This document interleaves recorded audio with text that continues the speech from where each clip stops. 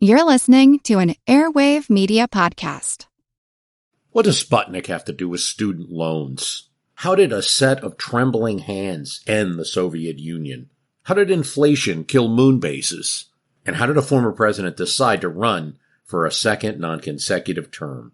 These are among the topics we deal with on the My History Can Beat Up Your Politics podcast. We tell stories of history that relate to today's news events. Give a listen. My History Can Beat Up Your Politics, wherever you get podcasts.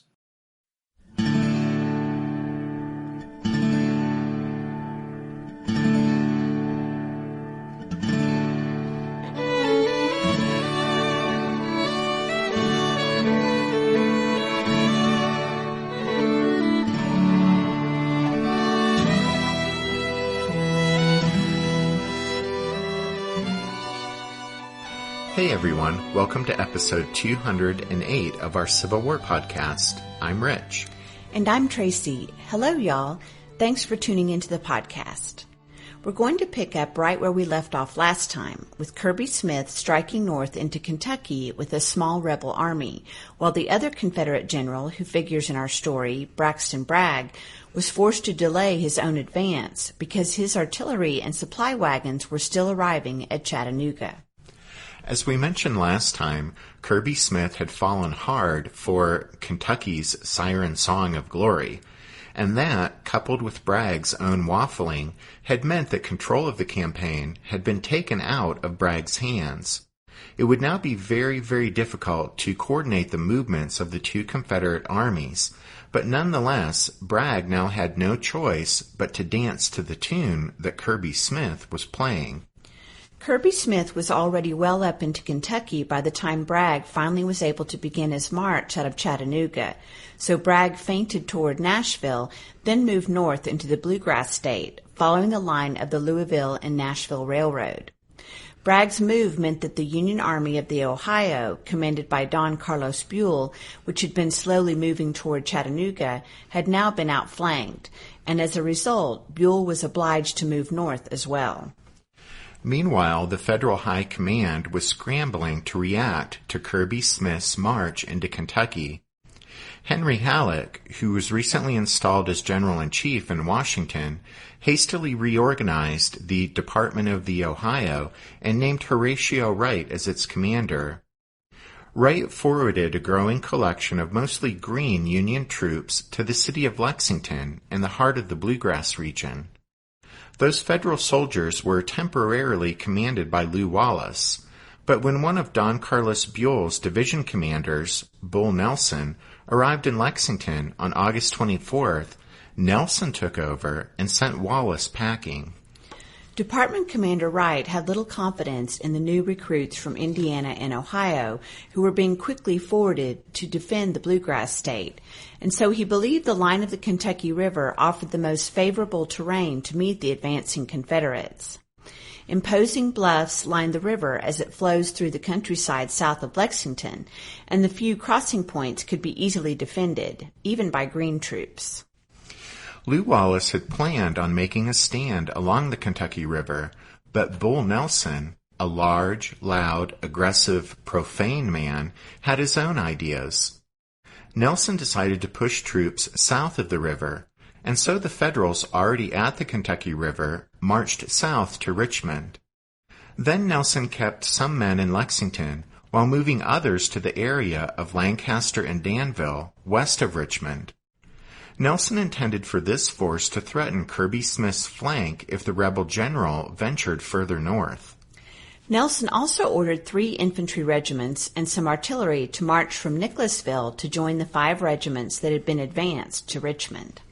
This is neither here nor there, but I did quite a bit of substitute teaching in Jessamine County there at Nicholasville after college. Okay. Well, when all was said and done, the 8 regiments of Union troops at Richmond were hastily organized into 2 brigades and put under the command of 2 brigadiers who had accompanied Bull Nelson to Kentucky. They were Mahlon Manson and Charles Cruft. Nelson put Manson in overall charge of the force at Richmond. Neither Manson nor Cruft were very impressed with the still wet-behind-the-ears greenhorns who made up their new commands. After the Battle of Richmond, Manson wrote, quote, "I deem it proper here to state that the troops which I found at Richmond, when I arrived there 3 days before the battle, had only been in service from 10 to 25 days. Some of the regiments never had had a battalion drill and knew not what a line of battle was. They were undisciplined, inexperienced, and had never been taught the manual of arms." And so the opposing forces about to battle each other were similar in size, but not in experience. Kirby Smith had about 5,500 men in the divisions of Patrick Cleburne and Thomas Churchill, and 1,200 cavalry under Colonel John Scott. On the Union side, Manson had about 6,500 infantry and about 1,000 cavalry. The biggest difference was that most of the Confederate troops were veterans, and this, as you might guess, would prove a tremendous advantage.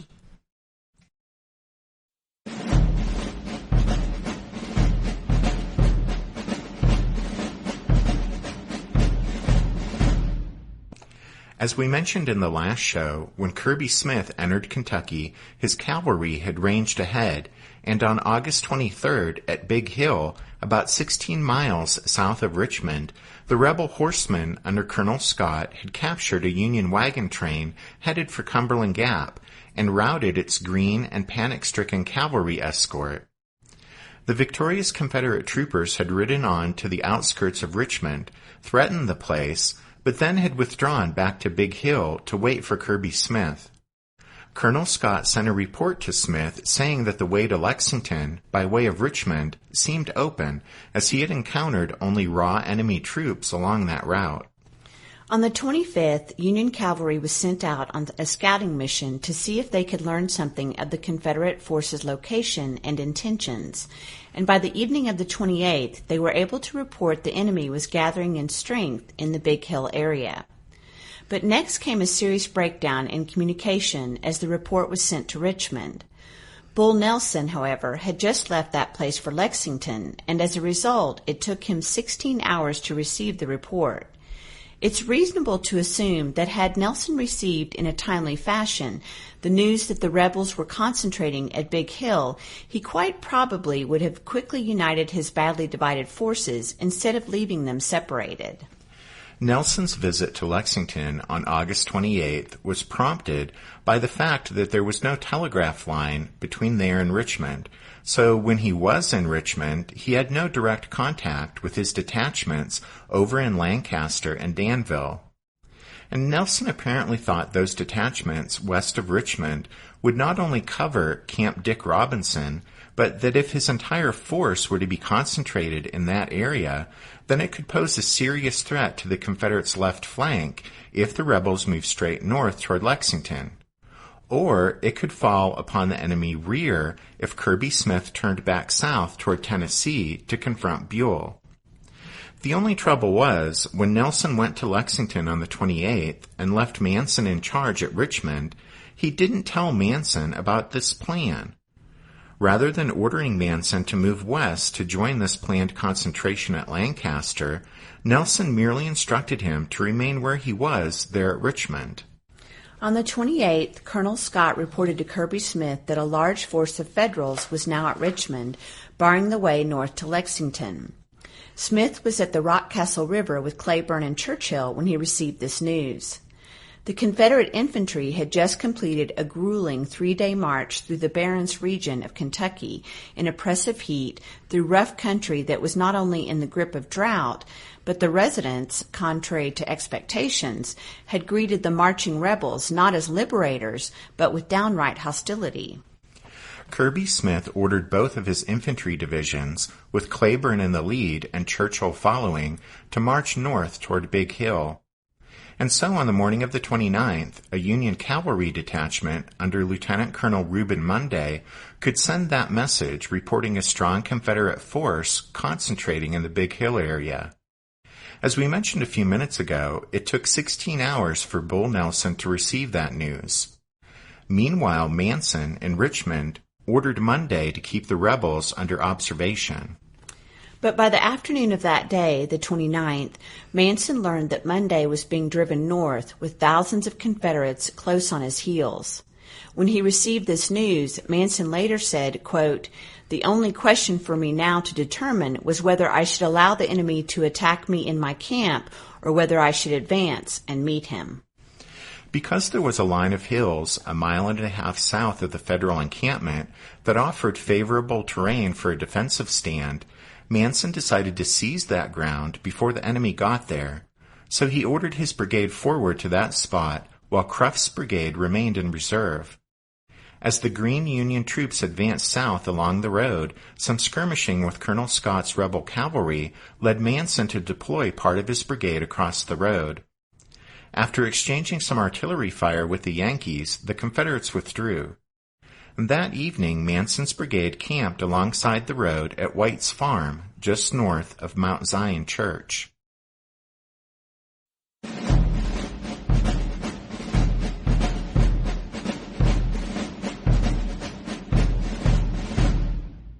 Did archaeologists discover Noah's Ark? Is the rapture coming as soon as the Euphrates River dries up? Does the Bible condemn abortion? Don't you wish you had a trustworthy academic resource to help make sense of all of this? Well, I'm Dan Beecher, and he's award-winning Bible scholar and TikTok sensation Dr. Dan McClellan, and we want to invite you to the Data Over Dogma podcast, where our mission is to increase public access to the academic study of the Bible and religion, and also to combat the spread of misinformation about the same. But, you know, in a fun way. Every week we tackle fascinating topics. We go back to source materials in their original languages. And we interview top scholars in the field. So whether you're a devout believer, or you're just interested in a clear-eyed, deeply informed look at one of the most influential books of all time, we think you're going to love the Data Over Dogma podcast, wherever you subscribe to awesome shows. What's something you learned in history class that you feel wasn't the whole truth?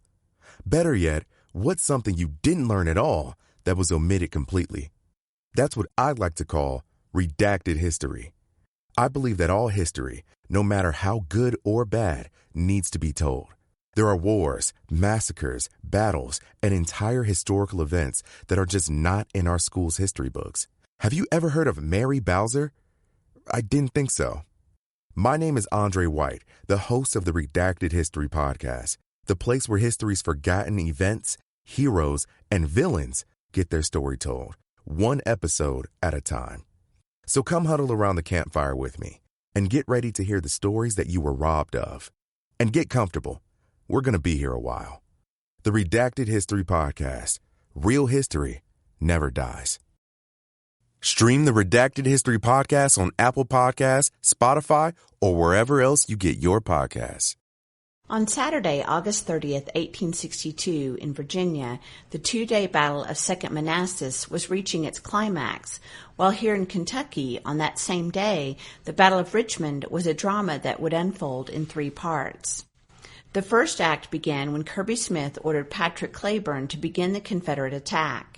Smith was anxious to begin the fighting, since he was afraid the Federals in front of him might slip away to the north and make their defensive stand along the Kentucky River. But rather than withdraw, Mahlon Manson was obeying his orders from Bull Nelson to stay put at Richmond. Well, actually, the spot Manson had decided to make his stand was about 5 to 5.5 miles south of Richmond.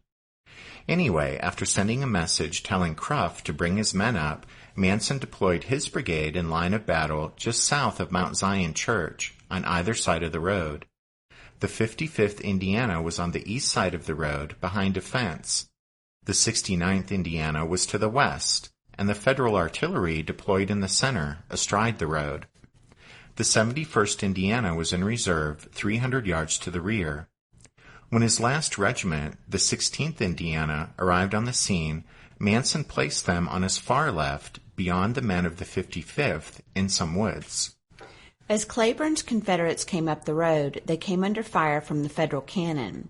Cleburne responded by bringing his own artillery up, while maneuvering to deploy his division to the east of the Richmond Road.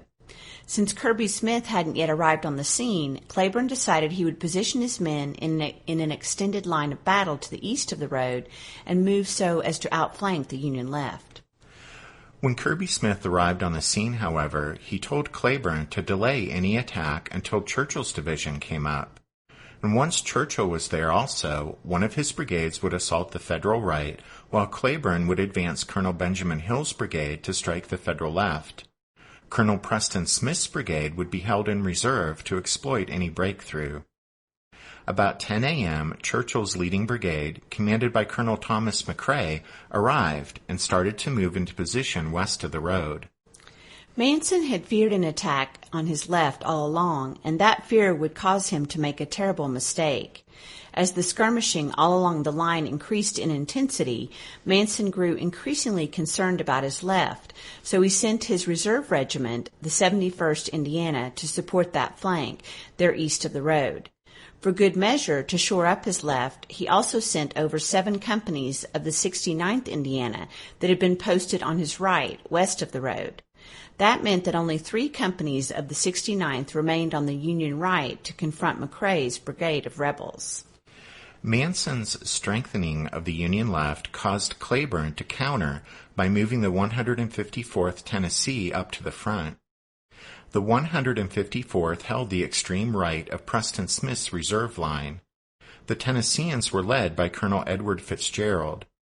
One of the Confederates later recalled how, quote, "The gray line steadily advanced through a heavy fire from the Yankee batteries until we reached a rail fence, where we encountered the infantry, who were strongly posted on the opposite side of an old field, and from the skirt of woods they opened on us with a galling volley of musketry." One of the first rebel casualties was Colonel Fitzgerald, who was shot in the head and died instantly. The furious Federal fire directed at the 154th Tennessee provoked an immediate response from Claiborne. He moved the 13th Arkansas and 15th Arkansas, under the command of Colonel Lucius Polk, to support the Tennesseans. The Arkansans maneuvered so as to swing around to the east of the 154th, and once they were far enough into the woods over there, Claiborne planned to swing them north so as to outflank the Yankee left. And so by overloading his left, Manson had actually triggered the rebel move he feared the most, that is, a Confederate attack against that flank. Meanwhile, Manson remained unaware of McCrae's impending attack on the Union right. Less than a quarter of a mile west of the road ran a creek, and a mile beyond it was a big cornfield, and north of the cornfield was a ravine that cut beyond the Union right flank. All of that's to say that the nature of the terrain in that sector served to effectively mask the movement of McCrae's rebels as they moved to strike Manson's right flank west of the road. McCrae's Confederates used the cover of the creek and the cornfield and then burst out of the ravine to overwhelm the 3 companies of the 69th Indiana who had been left west of the road to guard the Union right flank. Meanwhile, over on the Union left, Preston Smith's Arkansans perfectly executed Claiborne's wishes by enfilading the Union left.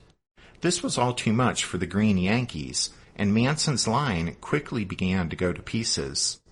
With the Federal line rapidly disintegrating, Patrick Claiborne was personally preparing to lead Hill's brigade forward in pursuit.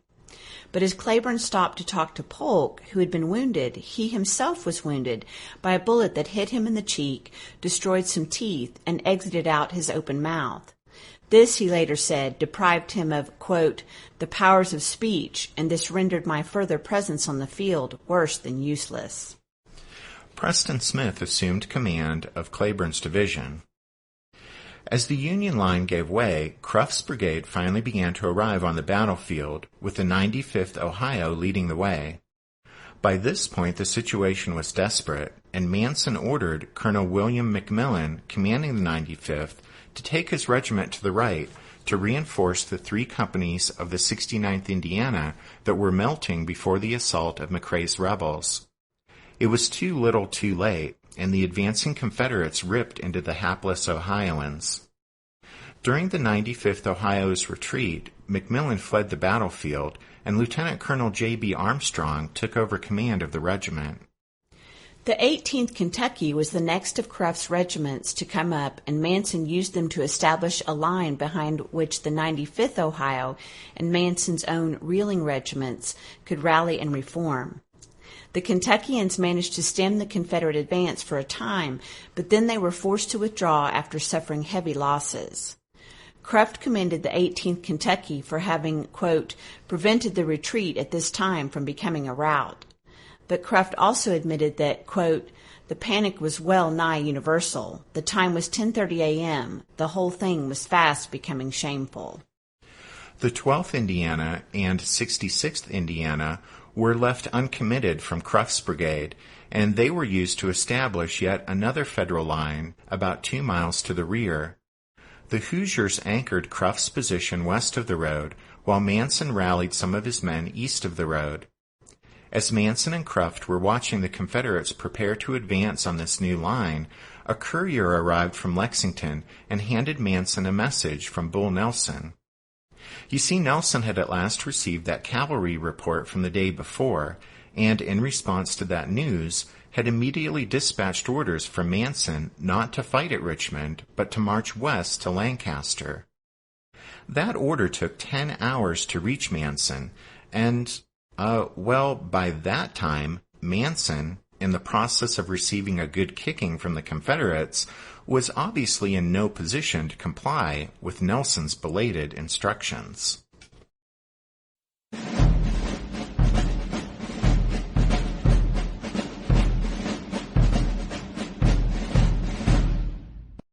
The first act in the Battle of Richmond was over, and now the second was about to begin. Within minutes of coming upon the second Federal line, the still advancing Confederates pressed forward to complete their victory. McCrae's column of rebels spearheaded the drive toward Cruft's line west of the road, while Preston Smith's brigade drove toward Manson's position east of the road. When the onrushing Confederates got within 400 yards of the enemy line, a Union battery of 6 guns opened up on them with canister, and a few moments later the Federal infantry joined in with volleys of musketry. McCrae reported that it was, quote, the most incessant firing of cannon and musketry that I have ever heard. Cruft's men especially fought with astonishing determination for green troops, and they checked the rebel assault. But the Confederates were not to be denied, and on they pressed forward again until they reached an overgrown fence about 200 yards from Cruft's position. McCrae ordered his men to lie down under the cover of the fence line. Seeing the Confederates go to ground, the Yankees counterattacked, but when they had advanced within 50 yards of the fence line, McCrae ordered his men to rise up and fire. According to McCrae, a storm of bullets drove the Federals back, quote, in the wildest confusion and disorder. The rebels up and down the line pushed forward relentlessly, and both Federal brigades melted away before them. The second Union line had been broken, and now the third act of the battle was about to begin. As Cruft and Manson worked furiously to regain some control of their retreating regiments, they decided to make another stand on the southern outskirts of Richmond. As this new line was being organized, sudden cheers erupted that signaled the arrival of Bull Nelson himself on the battlefield. Nelson was in a raging temper, and according to a Cincinnati Gazette reporter who witnessed the scene, Bull was, quote, making use of the most profane, vulgar, and abusive language to officers who had fought gallantly all that weary day, end quote. Meanwhile, Kirby Smith let his tired Confederates rest for an hour. The fighting had been going on for 8 hours under a punishing sun and had covered miles of ground. When the Confederates were ready once again to renew the assault, it would go forward with Churchill once again on the left and Preston Smith leading Cleburne's troops on the right. Kirby Smith added a new twist to this attack, though, as he sent his cavalry on a wide sweep around Richmond to cut off the expected Union retreat. As the final Confederate assault started forward and the firing picked up in intensity, Nelson strode up and down the line, attempting to steady the men by telling them, "Boys, if they can't hit me, they can't hit a barn door." It wasn't long, though, before Nelson was hit in the leg by 2 spent bullets and fell to the ground, roaring in pain. Of this final fight, Cruft later reported that, quote, the enemy came upon us. His skirmishers were held back for a short while by ours. The attack soon became general and was stoutly resisted for a few moments, when the whole line broke in wild confusion and a general stampede ensued. Both officers and men became reckless of all restraint or command and rushed pell-mell to the rear. Nelson, who had been helped onto his horse, told Manson to organize a rearguard defense. Manson left part of the 66th Indiana in Richmond to delay the Confederate pursuit, but they waited in vain for the rebels to appear. Kirby Smith decided his men were simply too worn out by that time to press forward again, and he had used up all his reserves, so he ordered a halt. But now Kirby Smith's previous orders sending Colonel Scott's horsemen on that sweep around Richmond to cut the road to Lexington paid dividends, as by late that afternoon Scott was in position to interdict the defeated Yankees' line of retreat. As the sun sank toward the horizon, the Confederate cavalry turned the Union defeat into an outright disaster. After some sharp fighting in which they unsuccessfully tried to break out of the rebel trap, the panicked and demoralized Yankees began to surrender by the hundreds. A Confederate officer related how, quote, "The havoc was frightful, and the Federals threw down their arms and surrendered in crowds, and of the few who escaped, not 1 in 10 carried his musket with him." Manson's horse was shot from under him, and he was captured. Bull Nelson concealed himself in a cornfield, then managed to sneak away and escape, as did Kraft. About 800 or 900 other Federals also managed to get away, but most were not so lucky. Yeah, the Battle of Richmond was one of the most lopsided victories of the Civil War. Of the 7,500 Union troops involved in the battle, 206 were killed, 844 wounded, and an astounding 4,300 missing, with most of those being captured. There were so many prisoners that Colonel Scott couldn't give Kirby Smith an accurate estimate, so he simply reported that he, quote, had a 10-acre lot full. By contrast, Confederate losses at the Battle of Richmond were 98 killed, 492 wounded, and 8 missing. And so at relatively little cost, in one day, Kirby Smith had destroyed the only significant Federal force blocking his path, and the road to Lexington lay wide open before him. Kirby Smith paused on August 31st to rest his men and parole the thousands of prisoners that had been captured the day before. Then he started off for Lexington and entered the city on September 2nd to an enthusiastic reception from the citizenry. Not resting on his laurels, Kirby Smith sent his cavalry west toward Louisville. Elements of Heath's division probed north toward Cincinnati. Frankfort fell on September 4th, becoming the only state capital of a loyal state captured by a Confederate army during the Civil War. On September 6th, Kirby Smith wrote to Jefferson Davis to summarize his campaign thus far. Regarding his capture of Lexington, he noted, quote, "The enthusiasm of the people here on the entry of our troops. They evidently regard us as their deliverers from oppression and have continued in every way to prove to us that the heart of Kentucky is with the South in this struggle." Kirby Smith went on to tell Jefferson Davis, quote, "If Bragg occupies Buell, we can have nothing to oppose us in Kentucky but raw levies, and by the blessing of God will always dispose of them as we did on the memorable August 30th. End quote. And even as Kirby Smith wrote those words, Braxton Bragg's army was indeed on the march toward Kentucky to carry out its part of the plan.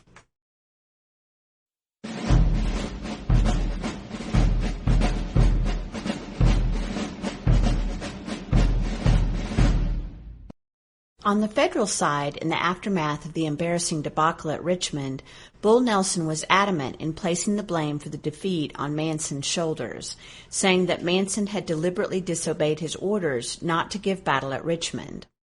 Nelson also blamed the raw Union troops, especially the recruits from Indiana, calling them, quote, "poor white trash," who had richly deserved to get thrashed. Indiana Governor Oliver Morton came to the defense of his state soldiers, and he and Nelson clashed repeatedly over Nelson's disparaging remarks. The increasingly nasty quarrel came to a head in late September 1862 when Morton accompanied Brigadier General Jefferson T.C. Davis, a fellow Hoosier, to Louisville for a meeting with Nelson. There was bad blood between Nelson and Davis going back to before the Battle of Richmond. Now, in the lobby of the Galt House, Davis confronted Nelson. Nelson responded condescendingly, calling Davis a damned puppy and telling him to go away. When Davis flipped a calling card in Nelson's face, the much larger Nelson slapped him. Enraged and embarrassed, Davis borrowed a pistol, followed Nelson out of the room, and fatally shot him in the chest. And so in a way, that made Bull Nelson the final casualty of the Battle of Richmond.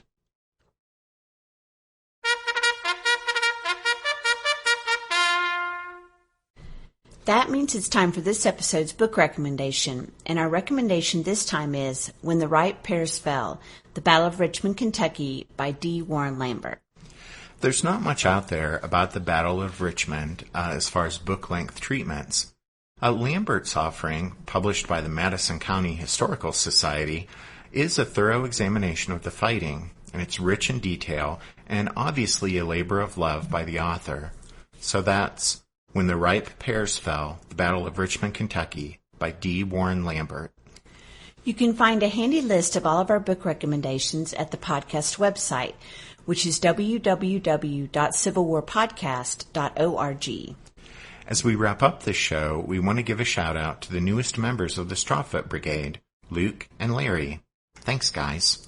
We also want to thank Travis for the packet of material he sent us this past week from the Central Virginia Battlefields Trust. Yeah, we enjoyed looking through all that, and Travis had contacted us about the work of the Central Virginia Battlefields Trust, and we're happy to give those folks a shout-out. They help preserve land associated with the battles of Fredericksburg, Chancellorsville, the Wilderness, and Spotsylvania. You can check out their website at www.cvbt.org.